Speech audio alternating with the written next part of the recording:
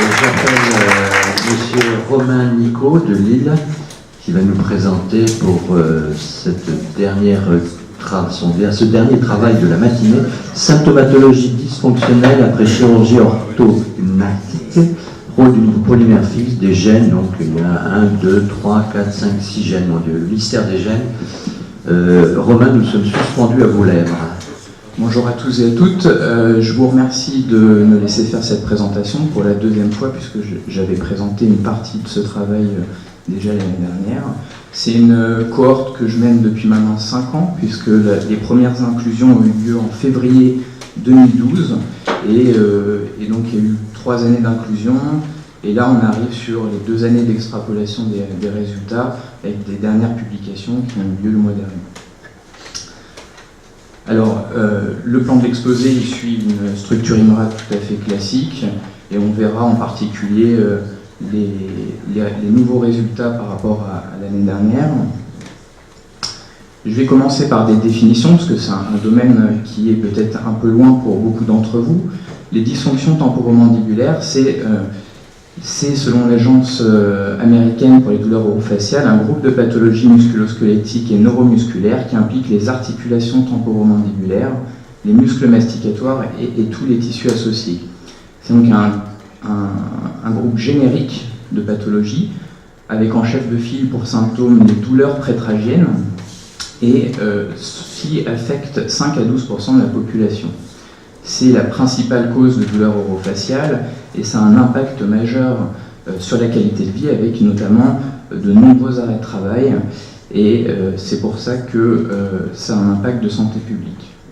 Alors il y a un rôle prépondérant de l'occlusion dentaire. Quand on parle du rôle de l'occlusion dentaire, on voit tout de suite que la prévalence de ces dysfonctions va être plus importante quand on a une malocclusion. La malocclusion, c'est cette disproportion des mâchoires qui touche 20 à 30% de la population générale. Dans cette population de patients qui présentent une dysmorphose dentosquelettique, la prévalence des dysfonctions temporomandibulaires atteint jusqu'à 25%. La prise en charge de ces malocclusions, c'est le traitement orthodontique ou le traitement orthodontico-chirurgical dans un objectif morphofonctionnel. C'est donc cette chirurgie orthognathique, donc vous voyez sur les téléradiographies de profil, on voit à gauche un patient qui est en classe 2 dentosquelettique, donc il y a un retrait de la mandibule par rapport au maxillaire, et ceci aboutit à une malocclusion, un problème d'articulé dentaire. Je vous ai fait un dessin en dessous de la chirurgie orthognathique, ici une ostéotomie sagittale bilatérale de mandibule, dont l'objectif est de faire coulisser la portion dentée de façon à rétablir une occlusion optimale. Alors, ce type de chirurgie a des résultats très, très hétérogènes sur le plan symptomatique articulaire, malgré un certain nombre de facteurs cliniques, biométriques ou chirurgicaux identifiés. Ça souligne une variabilité interindividuelle. Ici, elle est sous la forme des SNP, donc une modification d'un seul nucléotide au sein d'un gène donné, qui pourrait conférer des différences interindividuelles au niveau symptomatique. Nous sommes donc posé la question s'il existait des polymorphismes génétiques de gènes d'intérêt susceptibles d'influencer la symptomatologie post-chirurgicale.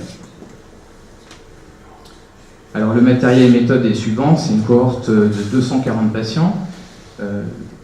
Tous les patients ont donc bénéficié d'un examen clinique, d'une mesure par un score défini dans la littérature, le JPF score, de ces dysfonctions temporomandibulaires, d'un examen salivaire à visée génétique et de téléradiographie pour catégoriser les patients selon le type de dysmorphose. On a donc recueilli le maximum d'informations pour limiter les biais de confusion dans l'étude. Les patients ont été suivis pendant 1 an. À J1, le jour de la chirurgie, on notait également de nouvelles caractéristiques et on refaisait le nouveau questionnaire 1 an plus tard, de façon à comparer la réponse à 1 an post-chirurgical. Alors il y a eu au départ 120 patients qui ont été génotypés sur les 240, là on est arrivé à 174 lors de la dernière publication. Les gènes sélectionnés sont les suivants. Le principal, c'est ESR1, qui est un gène qui code pour un récepteur allostrogène, dont le rôle a été démontré dans la littérature pour ce type de douleur.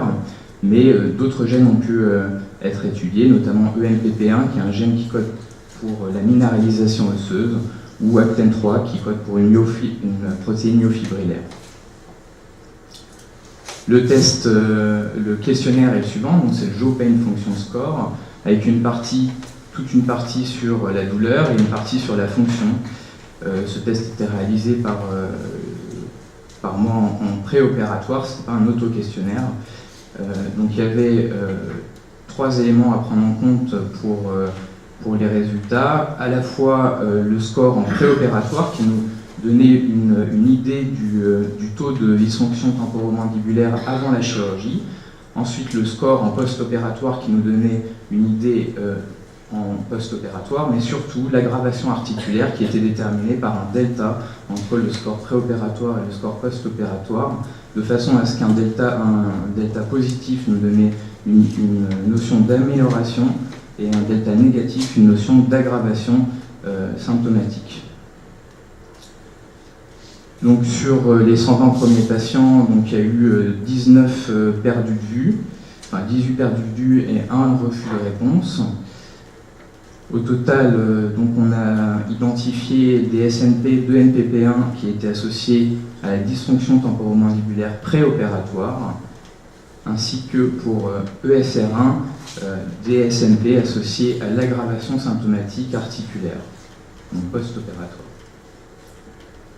Pour NPP1, on voit que le génotype TT est un facteur protecteur de la dysfonction temporomandibulaire en préopératoire, tandis que le génotype hétérozygote est un facteur d'aggravation de près de 4 fois, enfin un facteur qui est relié à près de 4 fois le risque de dysfonction temporomandibulaire en préopératoire. Pour le delta, on voit que le génotype AA de SR1 est un facteur de près de 4 fois de développer une aggravation symptomatique articulaire en post-opératoire. Il n'y avait par ailleurs pas de différence significative selon l'âge, le sexe ou toutes les caractéristiques biométriques, cliniques et chirurgicales par ailleurs. Alors récemment, donc, on est allé jusqu'à 174 patients. Donc, on a rajouté quelques patients, génotypé quelques patients supplémentaires, et ça a permis effectivement, notamment en préopératoire, de confirmer les données avec, comme vous le voyez, au niveau de ENPP1, le même génotype qui est retrouvé de façon significative comme un facteur protecteur pour la myalgia et l'arthralgia, donc des formes de dysfonction temporomandibulaire, et le génotype hétérozygote qui est un facteur d'aggravation. Alors en guise de discussion, c'est principalement le rôle biologique de l'œstrogène. Le rôle de l'œstrogène, il a un rôle dans la régulation négative des cytokines pro-inflammatoires, un effet protecteur dans la minéralisation osseuse, et il participe à la nociception avec une augmentation des concentrations de glutamate et l'activation des récepteurs NMDA. Alors quel est l'intérêt de tout ça? C'est dans une chirurgie qui est fonctionnelle. On est ici face à des patients qui ne sont pas malades, qui ont une disproportion des mâchoires, qui ont quelques symptômes articulaires. Et l'objectif, c'est de trouver des solutions pour essayer d'identifier des patients qui pourraient être dans une population à risque de développer une pathologie douloureuse post-opératoire. Donc c'est la médecine personnalisée. La médecine personnalisée, donc, c'est défini par la FDA et le NIH comme une pratique médicale utilisant un profil génétique individuel afin de guider les décisions dans un objectif de prévention, de diagnostic ou de traitement des maladies. Elle permet notamment d'obtenir les résultats médicaux optimum par le choix de traitements ciblés en fonction d'un profil génomique et de certaines caractéristiques du sang ou des protéines de surface cellulaire d'une personne donnée. Donc on est en plein dedans. Alors ici, quelles sont les solutions? Donc il y a pas mal de solutions là qui sont envisagées, notamment au niveau de la toxine botulique qui a un rôle au niveau musculaire qui est en cours de débat dans la littérature, dans le développement, dans la réponse douloureuse chez les patients qui ont une dysfonction temporomandibulaire. Donc on injecte les muscles masticatoires de ces patients-là avec une réponse qui est assez variable. Ou encore la kétamine qui est utilisée dans certaines dysfonctions en injection intra-articulaire Et donc on voit là le rôle, puisque la kétamine, on a vu le rôle de l'œstrogène dans l'activation des récepteurs NMDA. Et donc on voit que potentiellement il pourrait y avoir un intérêt à étudier ces profils à risque de développer des douleurs temporomandibulaires post-opératoires de façon à leur proposer un traitement adapté. Donc en conclusion, le génotype AA de SR1 est un facteur d'aggravation symptomatique articulaire après chirurgie orthognathique. Et donc je vous ai mis cette première page du Time. Est-ce qu'on va aller vers une pratique de la chirurgie fonctionnelle personnalisée? Je l'espère en tout cas, même s'il y a beaucoup d'étapes encore à franchir. Je vous remercie. Merci, Monsieur Romain-Nico. Y a-t-il, vis-à-vis de cette excellente communication qui nous replonge encore sur les aspects, on va dire, génétiques, un petit peu de cette pathologie? Oui, monsieur. Tenez. On va vous donner un micro.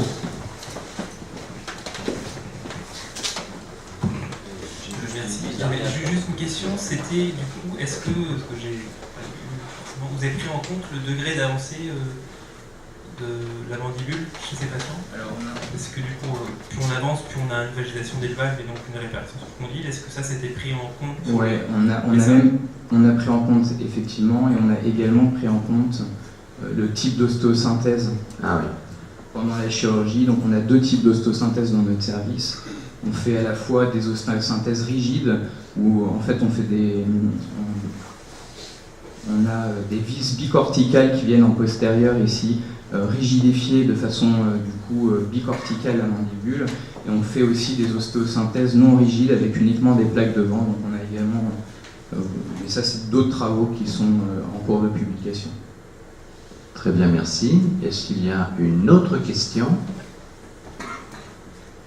Bien, écoutez, en tous les cas, merci. Avant de laisser la parole à notre président, encore une fois, merci Monsieur Nico Romain. Je voudrais remercier l'ensemble des oratrices et orateurs pour la qualité de ces communications de très haut niveau scientifique. Le message que je voulais vous faire passer, c'est que vous voyez cette porte, qui est la porte de l'Académie nationale de chirurgie, est largement ouverte aux jeunes, donc ne l'oubliez pas. Et puis ensuite, souvenez-vous, les jeunes, je peux le dire parce que moi je commence à être vieux, après 40 ans de carrière hospitalo-universitaire, vous êtes en quelque sorte, à travers tous ces travaux, la quintessence même de notre fonctionnalité. Et c'est pour ça que l'Académie nationale de chirurgie vous ouvre ses portes et son cœur. Voilà, Monsieur le Président. C'est très bien dit, merci beaucoup.